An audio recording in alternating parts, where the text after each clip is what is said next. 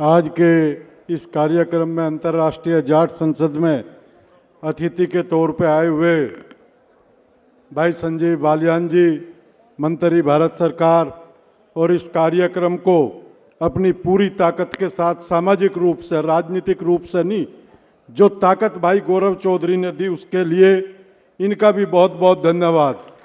भाई मोहित जी और जिला पंचायत के अध्यक्ष के रूप में सहारनपुर से चौधरी मांगेराम जी, भाई अमित जी और गौरव जी तो कार्यक्रम के संयोजकों के साथ है, और बड़े भाई हरिंदर मलिक जी जिनका हमें हमेशा आशीर्वाद इस आंदोलन में मिलता रहा, भाई सुभाष चौधरी जी, और देश विदेश से आए मेरे जाट समाज के सभी व्यवसायी और शिक्षा की दृष्टि में और खेल में अलग अलग क्षेत्रों से आए हुए, और मेरी कौम के मेरे बुजुर्गों, साथियों और मातृ शक्ति के रूप में हमारी बहनें, जो कार्य भाइयों ने उठाया है। मुझे बहुत से लोग देश में पूछते हैं कि भाई जाट का भी यूँ काम है कि कला, साहित्य और संस्कृति का काम करे। ये तो लड़ाई नहीं लड़ रहे कोई भी। दुनिया में सबसे कठिन अगर कोई काम है वो जोड़ना है, जोड़ने का माध्यम कला, संस्कृति, साहित्य और इतिहास है, बाकी और कुछ नहीं है। अगर इस दुनिया में हम जुड़ सकते हैं, जो मुद्दा इन्होंने उठाया, हम अपनी संस्कृति से जुड़ सकते हैं, हम अपनी जाति से जुड़ सकते हैं, धर्म कोई भी हो, और हम अपने इतिहास से जुड़ सकते हैं। बाकी और जोड़ने का कोई साधन नहीं। आंदोलन कभी गन्ने का करना पड़ेगा, कभी गेहूं का करना पड़ेगा, कभी आरक्षण का करना पड़ेगा, और कभी सरकार की कोई समस्याएं होगी, बिजली का करना पड़ेगा, कभी कोई दूसरा भी आंदोलन करना पड़ सकता है। लेकिन वो क्षणिक काम है। वो लड़ाई 5 साल, 10 साल, 15 साल चल सकती है। ये लड़ाई कंटिन्यूअस है, आजीवन है। और जो उद्देश्य को लेकर देश के बाहर, मैं भी इस लड़ाई में देश का कोई हिस्सा ऐसा नहीं छोड़ा कि जहां ना गया हूं। और जब जहां जहां मैं गया, राजस्थान में जब मैं पहली बार गया तो ये दोनों भाई छात्र नेता थे यूनिवर्सिटी में, और मुझे वहां सबसे मिलवाने का काम, चाहे डॉक्टर हरि सिंह थे, चाहे पिलानिया जी थे, जो भी जाट आरक्षण आंदोलन में लगे हुए थे राजस्थान के, क्योंकि हमें मार्गदर्शन चाहिए था कि किस तरह आरक्षण मिल सकता है। जब हमें मार्गदर्शन मिला कि भाई आरक्षण तो बिना लड़ाई के भी मिल सकता है अगर जाट समाज इकट्ठा हो जाए, हमने उस प्रयास को किया 2006 से, और 2009 में वो प्रयास इसी मेरठ की धरती पर 8 फरवरी को वो सफल रहा कि आज तक भारत के इतिहास में जाट समाज की रैली या तो अमरूद के बाग में इतनी बड़ी हुई या मेरठ की धरती पर इतनी बड़ी हुई। और आज फिर दूसरी बार हम देख रहे हैं कि भाइयों ने फिर वो जागृत यहां के लोगों में पैदा करने का काम किया। लेकिन परिस्थितियां उस तरह की थी कि सरकारें जो वादा करके गई थी वो मुकर गई। हरियाणा, राजस्थान में जो जाट आरक्षण हुआ, वाजपेयी जी की सरकार 1 वोट से गिरी, और जब 1 वोट से वाजपेयी जी की सरकार गिरी तो राजस्थान के जाटों ने राजनीति से ऊपर उठ के, चाहे कोई कांग्रेस में था चाहे बीजेपी में था, वाजपेयी जी को बुलाया और कहा जी हमें आरक्षण दे दोगे तो हम परमानेंट गद्दी पर बैठा देंगे। और वो काम करने का काम किया, 12 सीट से 21 सीट करने का काम किया वादे के ऊपर। और हम लोग क्या करते हैं, हमें उत्तर प्रदेश का आरक्षण मिला, हमने कभी राम प्रकाश गुप्ता जी का एहसान नहीं माना। आपको देगा क्यों? आप किसी को 10 रुपए दो, वो चाहता है कि ये मेरा धन्यवाद करे, और एक आदमी हमारे परिवर्तन की पीढ़ी के लिए अगले 100-200 साल के लिए हमारा जीवन बनावे, और हम उसे धन्यवाद भी नहीं करेंगे अगर वो हमारी जाति का नहीं है। अगर वाजपेयी जी केंद्र में आरक्षण ना देते तो जाट इस देश का आरक्षण मांगने लायक नहीं था। न कोई आंदोलन था, न कोई आरक्षण मांग रहा था। जब राजस्थान के जाट को मिल गया, सबने प्रयास किए। साहब सिंह वर्मा जी हमारी जाति के भाजपा में मजबूत वकील थे। साहब सिंह वर्मा जी ने तुरंत दिल्ली में लोढ़ा कमीशन बनाया। चौधरी देवीलाल जी ने गुरनाम सिंह आयोग बनाया हरियाणा में। और हरियाणा के जाट की बदकिस्मती देखिए, सबसे पहले आरक्षण 10 जातियों को जाट के साथ 91 में हरियाणा में मिला और 94 में कैंसिल कर दिया। आरक्षण चाहिए तो चौधरी चरण सिंह और चौधरी छोटूराम की सीख पे जाना पड़ेगा। सीख पे जाओगे कैसे? चौधरी चरण सिंह तो शिष्टाचार की किताब पढ़ा के गए हैं, लिख के गए हैं। 1936 में शिष्टाचार लिखी। और आज हम चौधरी चरण सिंह के अनुयायी, चाहे यशपाल मलिक हो चाहे कोई दूसरा अनुयायी हो, हम क्या कर रहे हैं? फला आदमी जिंदाबाद, फला आदमी मुर्दाबाद। ऑस्ट्रेलिया से आदमी आया, उसकी बात सुनने के बाद हम जिंदाबाद और मुर्दाबाद कर रहे हैं। इससे आरक्षण दे देगा तुम्हें कोई? नारा लगाओ, अपनी रैलियां हैं। जब जाट के मंच पर चले जाओ तो केवल जाट बनकर वहां जाइए, तो आपकी इज्जत होगी, नहीं कोई इज्जत नहीं करेगा। मैं इस देश के 12 से 13 मुख्यमंत्रियों से मिला, पक्ष और विपक्ष में भी मिला। भाई हरिंदर मलिक जी यहां बैठे, ये भी मनमोहन सिंह के पास गए। जिस पार्टी में हमारा आदमी बैठा, वकालत वही करेगा। हमें घूमने वालों को और सड़क पर बैठने वालों को तब बुलाएगा आदमी जब ये बैठे हुए लोग जो मंच पर बैठे, ये अपनी कौम की वकालत करेंगे। हमने क्या किया? 26 मार्च को, 15 मार्च को आरक्षण खत्म होता है। 26 मार्च को प्रधानमंत्री हमें अपने घर बुला लेते हैं।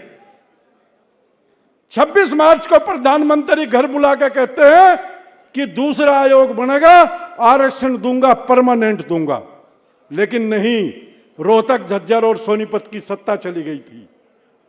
रोहतक और झज्जर सोनीपत का एक भी आदमी 2006 से लेके और 2014 आरक्षण मिलने तक कोई आरक्षण की मांग नहीं कर रहा था, क्योंकि वो मुख्यमंत्री थे। और 2015 में आधा हरियाणा फूंक दिया। उस दौरान का भी मुझे पता, संजीव बालियान भाई ने यहां से बुलाए, पूरे देश के लोग बुलाए, बैठकर राजनाथ सिंह के साथ मीटिंग करी। और मैं एक बात आज आप लोगों के सामने कह रहा, अगर 22 तारीख में ये हरियाणा के मुख्यमंत्री पे वो मांग पत्र पढ़ के फैसला न करवावे, तो हरियाणा वाले तो केस वापस मांगने के भी हकदार नहीं थे। आज आवाज तो उठा रहे। हमारी ये जिम्मेदारी है, जो राजनीतिक नेता जिस दल में है, हम उसकी टांग खींचने का काम न करें। चुनाव हम नहीं जिताते, हमारा हिस्सा जरूर होता है, चुनाव पार्टियां जिताती हैं, अपना वर्ग संघर्ष करती है। वर्ग संघर्ष, जो वर्ग संघर्ष चौधरी छोटूराम ने जिंदा किया, किसानों का और मजदूरों का वर्ग, उस वर्ग को चौधरी देवीलाल और चौधरी चरण सिंह ने जिंदा रखा। जब चौधरी चरण सिंह इस देश के नेता बने, तब इस देश का हर किसान, हर मजदूर उनको वोट करता था। आज हम कहां आ गए? अरे ये सामाजिक कार्यक्रम है, अपने आगे बढ़ने का कार्यक्रम है, ये राजनीतिक कार्यक्रम नहीं है। मैं तमाम दिनों से सुन रहा हूं कि भाई मेरे पास भी फोन गए, रात एक पर्चा भी गया, अगजी ये मांग क्यों नहीं ठाते? मैं बोल रहा, जिसने तेरे से मांग की बता रहा, तुम मेरे से बात करना, कौन क्या मांग नहीं ठाता। बहुत विपरीत परिस्थिति है और देश सारा खराब नहीं है जाटों का। मन ने तो 6 जिले छाट रखे, मन ने 6 जिले छाट रखे। इनसे बदतमीजी अगर ये बंद कर दे तो देश में जाट की स्थिति बदल जाएगी,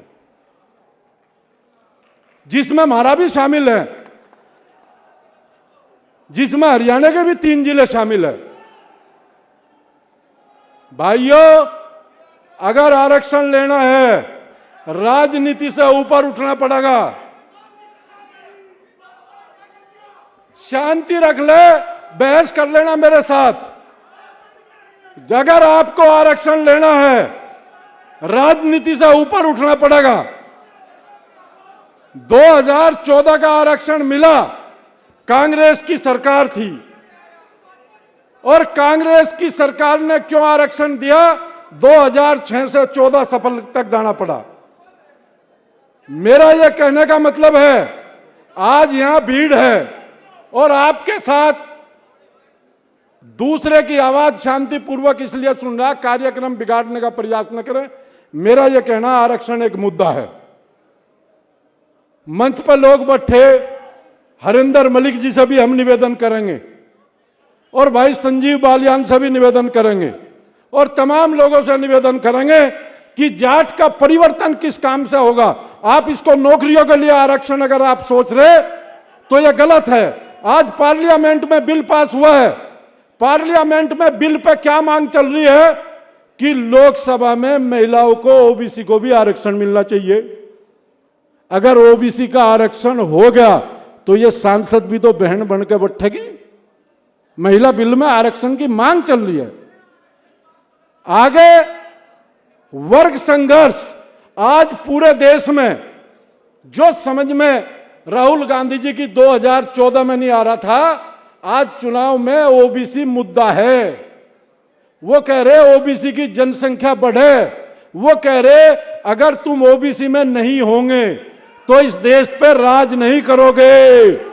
इस देश पे राज करना है। मैं राजनीतिक बात बता रहा हूं।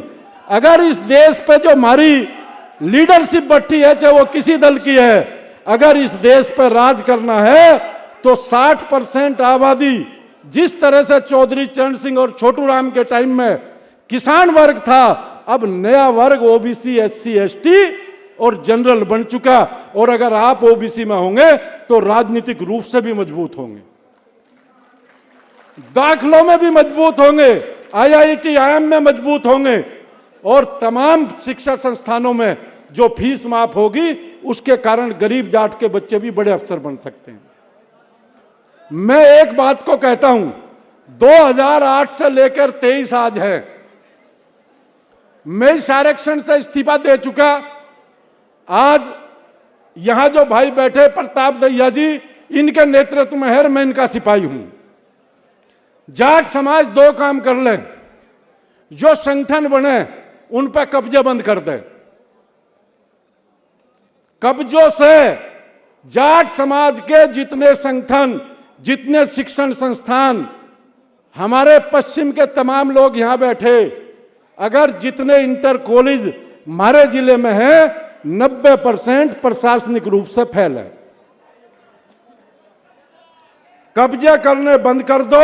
जो आए, ये भाई राजस्थान से आए, इन्होंने कहा भाई आरक्षण के लिए मेरी इच्छा नहीं थी गुजरात जाने की, इन्होंने मुझे फोर्स किया कि गुजरात आना पड़ेगा और आरक्षण की मांग गुजरात में उठानी पड़ेगी।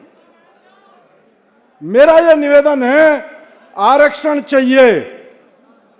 लड़ाई सड़क की होली, रेल रुक ली, पानी रुक लिया, दिल्ली चढ़ाई होली, सबको पता जाट चढ़ाई में महारत हासिल करते हैं। एक दो बड़ी सी भीड़ कर दो। बिजनौर से लोग आए हुए, दिसंबर में ये बड़ी रैली करेंगे बिजनौर में। दिल्ली वाले आए हुए, अक्टूबर के लास्ट में दिल्ली का सम्मेलन होगा। और हरियाणा वाले तो बालियान साहब को कह रहे थे, अगजी हमें उधर को ना जान दियो। बोले क्या बात है, क्या हम ऐसी जाति में पैदा हो गए कि सिफारिश करनी पड़े? हम किसको डैमेज कर रहे भाई? हमारा उद्देश्य 2006 से लगे हुए, हमारा उद्देश्य केवल आरक्षण है। राजनीति से कोई लेना देना नहीं है। राजनीतिक से हमारा कोई लेना देना नहीं, राजनीतिक में ना हम जाना चाहते। दूसरी जो पिक्चर आपने छोटू राम धाम की देखी है, वो छोटू राम धाम की नींव पड़ चुकी 25 एकड़ में। कलवानी और पलसानी अभी उस नींव को डलवाने में थे। पूरे देश के लोग थे। आने वाले 3 से 5 साल के अंदर जो आकाश की ट्रेनिंग है, बाइजू की ट्रेनिंग है, वो जाट कोई नहीं, देश के हर गांव गरीब के बच्चों को छोटू राम धाम की तरफ से ऑनलाइन शिक्षा फ्री हो जाएगी। अगले साल जिसके गांव में कोई बच्चा होशियार हो, फीस ना दे सकता हो, गरीब हो और रोटी खाने के पैसे ना दे सकता हो, वो अगले साल अपने गांव को टेस्ट दिलावे।